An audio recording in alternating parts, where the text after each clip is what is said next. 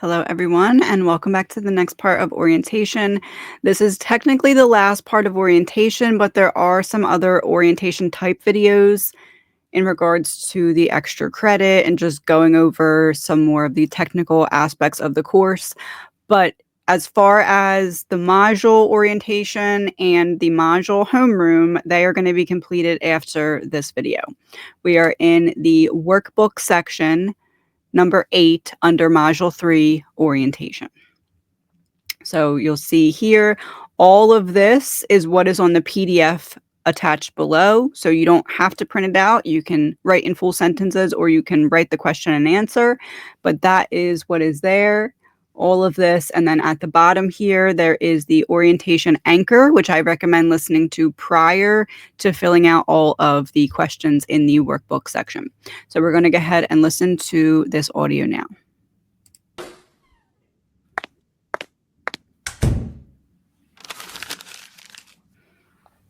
Close your eyes, not to escape the world, but to see it more clearly. To see yourself more clearly. Imagine this, you're standing in front of a massive gate carved into stone. It hums with a frequency that feels both ancient and deeply familiar. You don't know what lies beyond it, not fully, but you know you've been walking toward it your entire life. And now, here you are. This is the threshold, the place where your story begins to become something else. The place where hiding stops working. The place where pretending to be smaller than you are finally becomes too painful to keep doing. You think you chose this path, but the truth is, it chose you the moment you decided you were done living as a stranger to yourself. Listen, there's a voice on the other side of this gate. It is older than your fear, louder than your doubt, and closer than your next breath. It is your own voice, the one from beyond the noise and the wound and the memory. It's the voice of the you who already remembers how this story ends. And it's calling you forward. It says you came here to wake up. You came here to remember. You came here to build a life that matches the truth of who you are, not the version you were taught to be. It says, stop rehearsing your old roles. Stop performing the version of you that kept you safe but never made you free. Stop shrinking to fit stories you've already outgrown. It says this is the season where you stop calling survival a destiny. The path you are walking is not about becoming more. It's about stripping away everything that is not you. And that work will ask things of you. It will ask for your patience. It will ask for your courage. It will ask for your honesty. It will ask you to look at the parts of yourself you swore you would never look at again. And you will want to turn back sometimes. That's normal. That is human. But turning back will never return you to who you were before this. Once you've seen this gate, you can't unsee it. Here's the truth that most people never tell you about transformation. It doesn't happen in a flash of light. It happens in 1,000 small reckonings. In the quiet moments when you choose honesty over comfort. When you choose responsibility over blame. When you choose to stay with yourself instead of abandoning yourself again. And here's another truth. The version of you standing at this gate is not broken. They're not late. They're not behind. They are at the perfect starting point for everything that is about to unfold. The journey ahead is not about fixing what's wrong with you. It's about remembering what has always been right with you. The wounds you carry are not evidence that you're unworthy. They're evidence that you're alive, that you felt deeply, that you loved deeply, that you longed deeply. They're not stains, they're signposts. And each one is pointing you inward. You have walked through more than you gave yourself credit for. You've survived chapters that would have broken lesser hearts. And yet, survival is not the end of your story. It was only the prologue. The real story begins here. Not when you know the map, but when you trust yourself enough to take the next step without needing to see the whole path. Because the labyrinth you're about to walk is not meant to be solved. It's meant to be lived. And the future version of you, the one who has walked every turn, faced every shadow, reclaimed every fragment, is already here, whispering back to you across time. Keep going. Keep walking. Keep choosing truth over comfort. Keep choosing love over fear. Keep choosing authorship over autopilot. You are closer than you think. You are not standing in front of the gate. You are the gate. You are not looking for a path.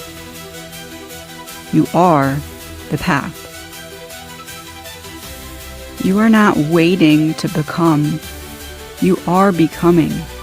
Right now, breath by breath, step by step. So stand taller, breathe deeper, and walk forward not because you know where this leads, but because you trust that you were born to walk it. The labyrinth is not a trap. It is a path that you designed to remember who you are. And this moment, this breath, this yes, is where the remembering begins.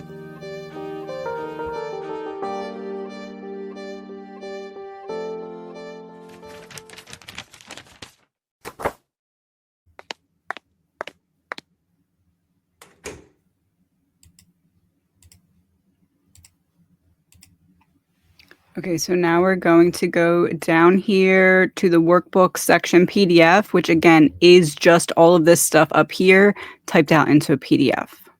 Okay, so for this one, I just printed it out at 50% in the middle of the page, and I'm just going to write around it and then write on the back and then finish in the codex if I need more space. Okay, so core reflection prompts. We're preparing for the descent into what? The descent into the labyrinth. What is the labyrinth? A deeper understanding of your mind so you can remember and unlock who you are.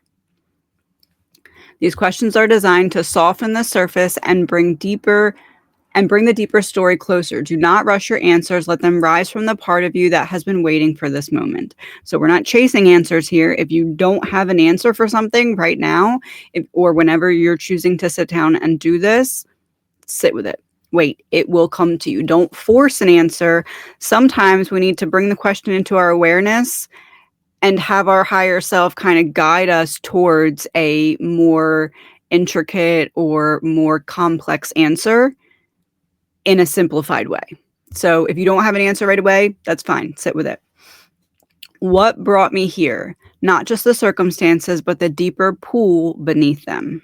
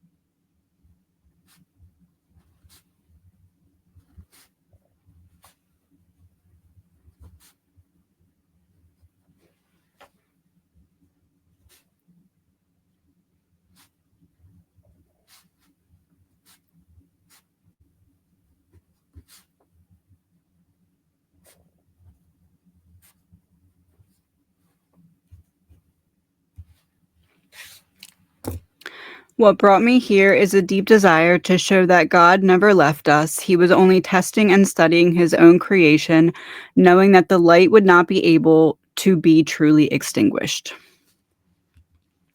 Number 2. What do I most long to understand, release, or reclaim through this journey?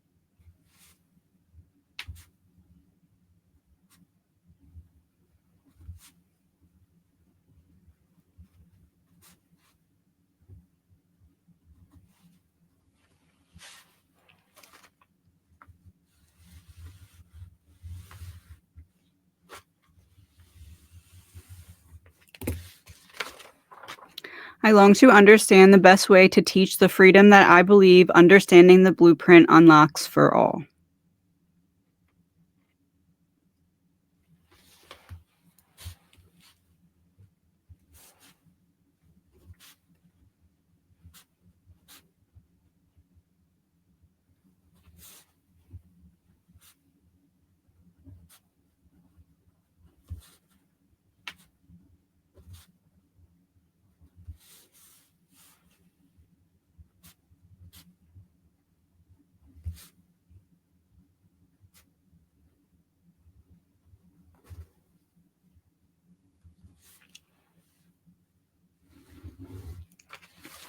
And to reclaim full confidence in my voice and to build community.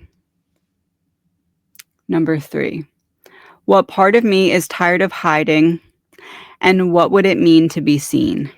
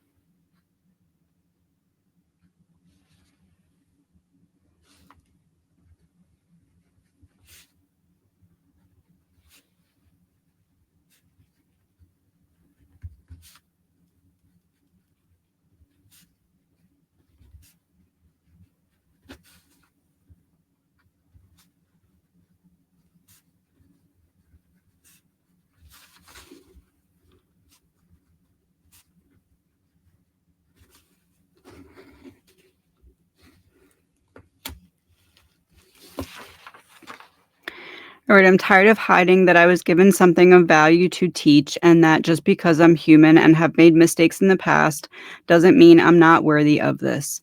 This would mean everything because it's never been safe to be seen fully. Number 4.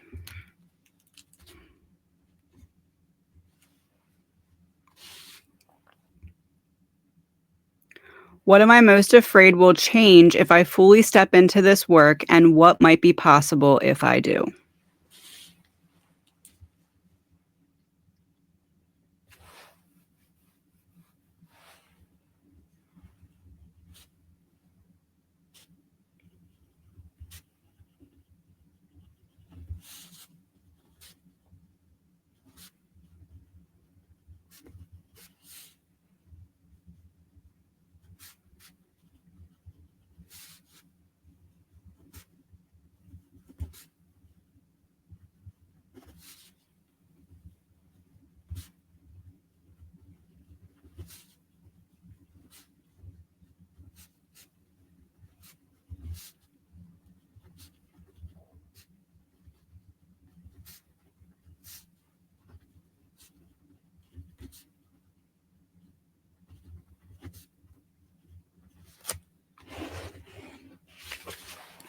I put, I'm not afraid of any changes because I know and trust every prior moment has led me and prepared me for this right now.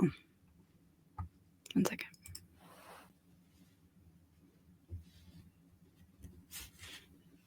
I forgot the last part. And what might be possible if I do?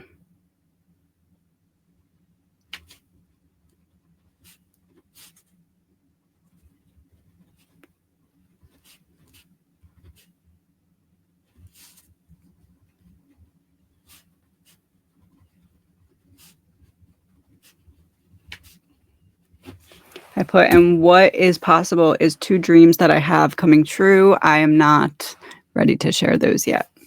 Okay, number 5. Where do I feel the labyrinth calling me from within my current story?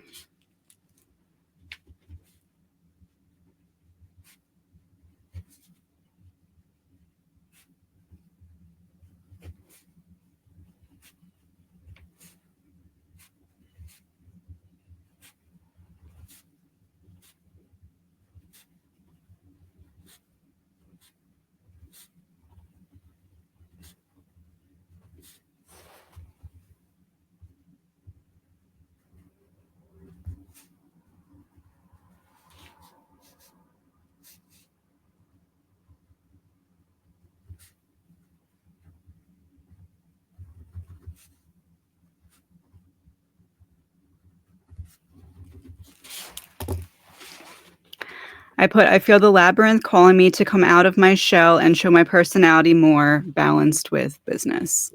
I'm Capricorn, so I'm very, let's business this out. But I know that a lot of the blueprint is showing the side of myself that I didn't always feel safe to show. So that is part of it as well. Number 6. What truth have I been circling but not yet willing to name?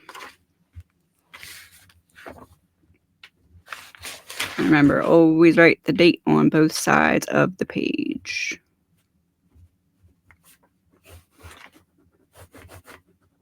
Or all entries if you're splitting the page in a different way.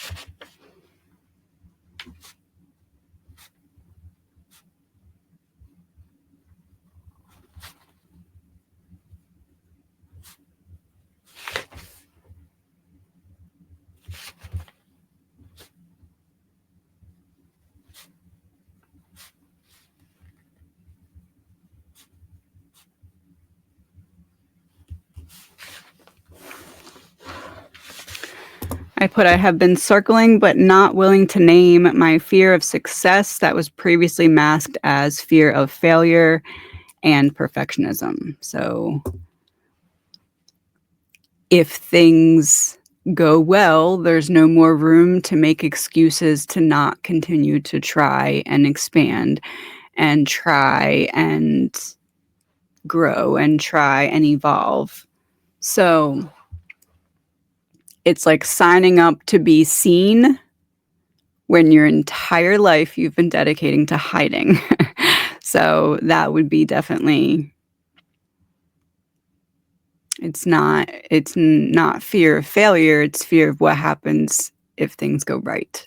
And then you're seen and you can't be unseen. So that would be my definite answer there. What promise can I make to myself as I begin this descent?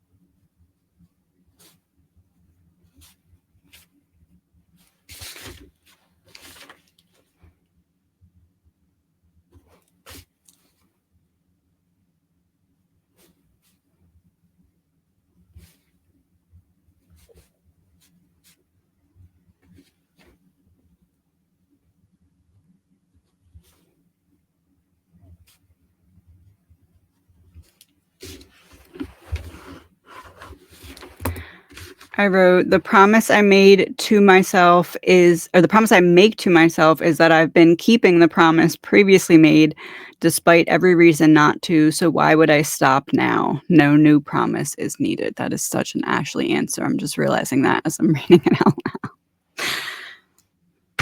That's my answer. Okay. So we're going into the next section here, which is the blueprint build, what you're building into your codex. The ground I stand on. Before the map is drawn, you must know where you're standing. The first page of your codex is called The Ground I Stand On. It is not about where you're going, it is about where the descent begins. On a blank page, draw a spiral. At the outer edge, write the words, the threshold of my journey. So let's get a blank page and start that now.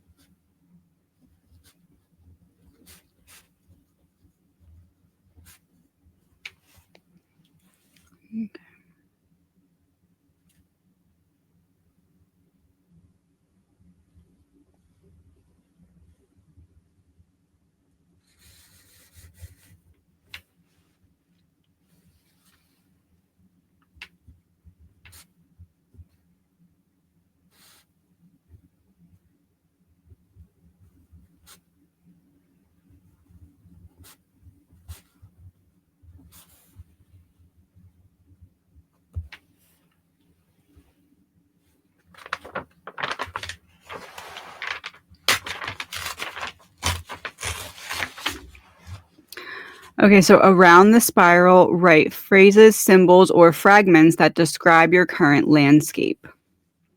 I'm just going to kind of go down and write one from each of these bullet points. You don't have to do it that way, but I just want to show you an example of what it would look like from each of the perspectives. Okay, so we're going to start with feelings or patterns you're carrying into this work.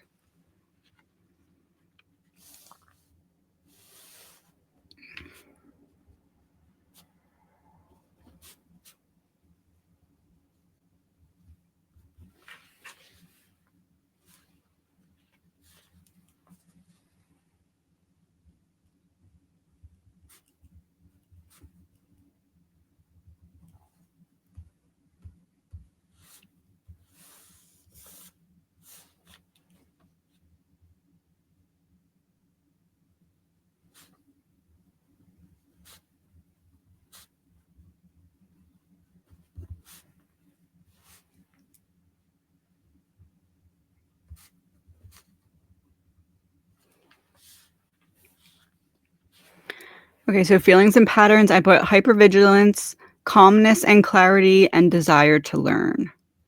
Stories or identities you're ready to examine.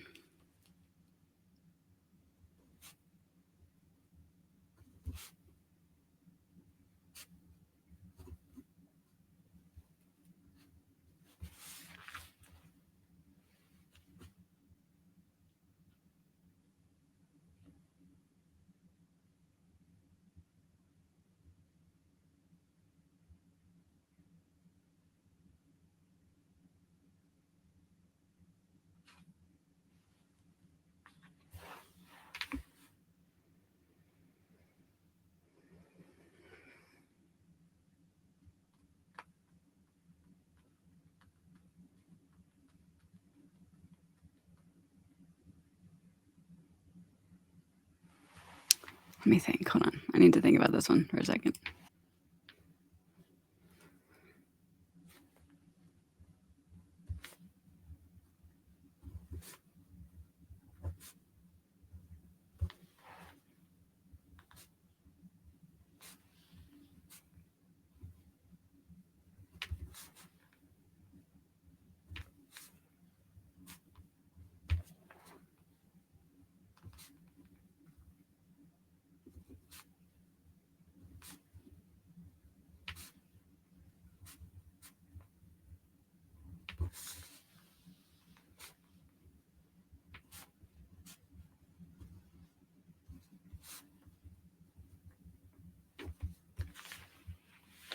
Okay, the story and identity that I'm ready to examine is the story that there was ever anything wrong with the way my brain understands and puts things together. I don't want to go more into that yet, but I want it to continue with full transparency. So we're going to leave that as it is for now.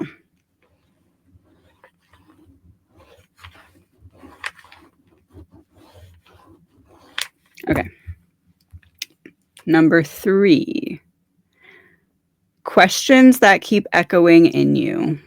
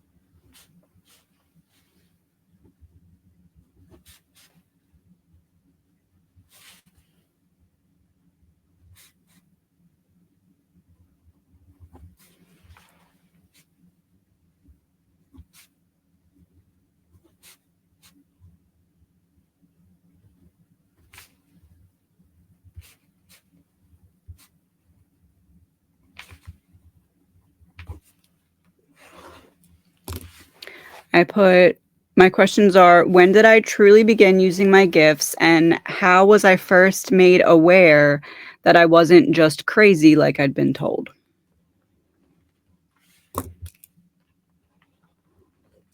Number 4. Beliefs that feel shaky or ready to evolve.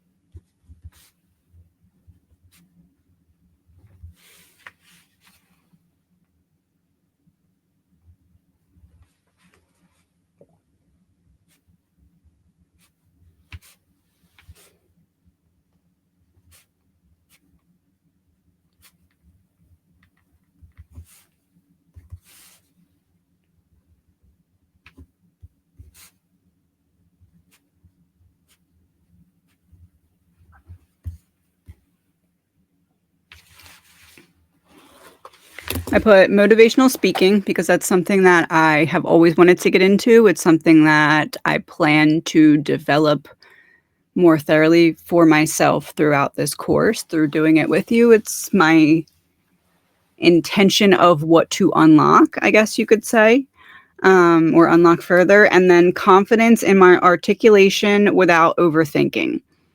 I feel as though I can articulate things very well, but there is a whole war going on inside my head. You're saying that wrong.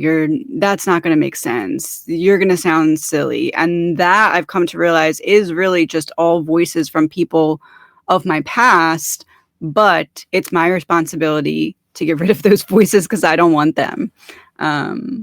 So that is something that is ready to evolve. And then parts of yourself you sense are waiting to be remembered.